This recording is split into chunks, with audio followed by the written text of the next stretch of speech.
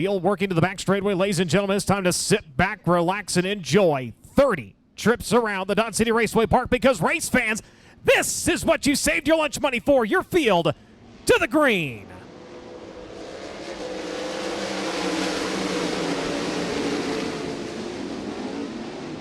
Field off into turns 1 and 2. Wayne Johnson going to bolt out with a race lead.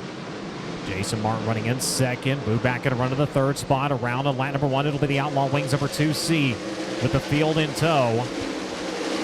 Martin sitting in that second spot. He chased early on last night. It was towards the midpoint of the race. He was finally able to get the run in traffic to get up and take away the top spot as Wayne Johnson comes around to lead lap number 2. Gastineau coming after the 88J here in the front straightway. As your leader, starting to see the back of the pack. Battle for the race lead might end up brewing here, playing out about like it did last night.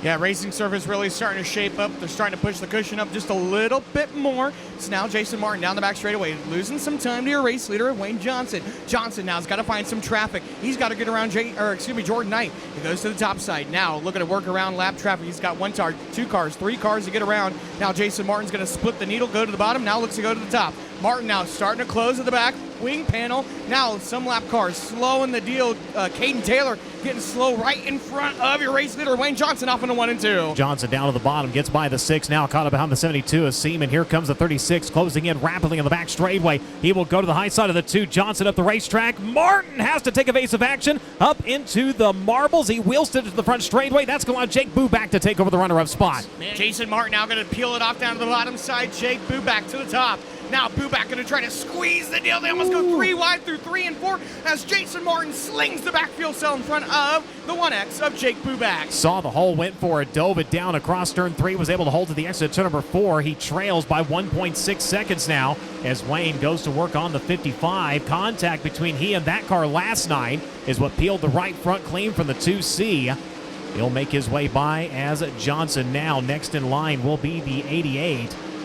That'll be the Steve King Foundation entry as they work off of turn number 4. Johnson, problems on the back straightaway. Wayne Johnson, the 2C, slowing. Oh, man. Heartbreak. Wayne Johnson had it wrapped up, and now Jason Martin in a battle for the lead. Jake Buback's going to have it at the line. Jake Buback, don't look now, but he's been on a hot spring all season long. Whether it be the midget, whether it be a 410 sprint car, 360, 305, you name it. Jake Buback at the front of the field, now starting to peel away from Jason Martin. Buback taking it. Oh, problems for your racing. Oh, no. To lead this one could be detrimental 2 times. We've seen it happen. First Wayne, now the driver of the 1X and the Oates Brothers Racing entry going to come to a stop over turn number 2. Caution light's going to have to come on. Good restart for Covington as now Jason Martin had to get out of the gas. That's going to cost him some time down the back straightaway.